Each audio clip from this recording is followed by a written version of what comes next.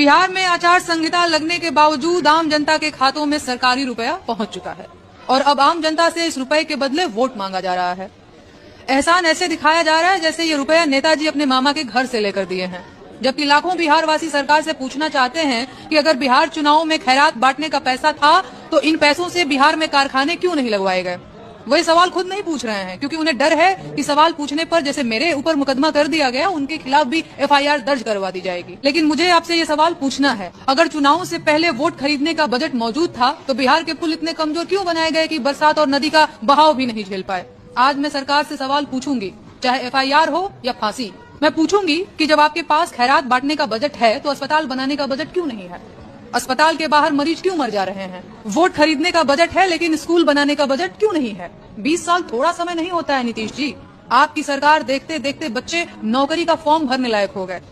अब नौकरी के लिए बीच सड़क पर लाठी खा रहे हैं, लेकिन न आपकी सरकार बदली है न बिहार की समस्याएं। आज भी ट्रेनों पर लदकर परदेश जाना बिहारियों की नियति बनी हुई है। परदेश में जाकर बेइज्जत होना उनकी जिंदगी का हिस्सा बना हुआ है। क्यों? अरे जवाब दीजिए। 20 साल लगातार कुर्सी पर बने रहने का दिमाग है आपके पास, लेकिन बिहार की समस्याओं में आपकी कोई रुचि नहीं है। क्यों? आप करोड़ों बिहार वासियों के भाग्य और सम्मान की सुपारी लिए हैं क्या? लाखों गरीब बिहारियों का वोट चुरा लिया गया, आपने क्या किया? अरे बताइए, जो बेचारे वोट नहीं दे पाएंगे उनकी बात विधायक सांसद सुनेगा? उन बेचारों को पैदल करवा दिए आप।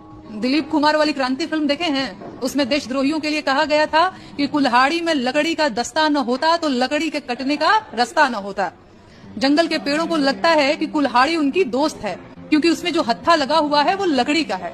बिहार वासी भी आपको लेकर पिछले 20 सालों से इसी भुलावे में हैं, लेकिन अब उनका भ्रम टूटने का समय आ चुका है। अब आप रिटायर हो जाइए। आपने बिहार की बहुत सेवा की।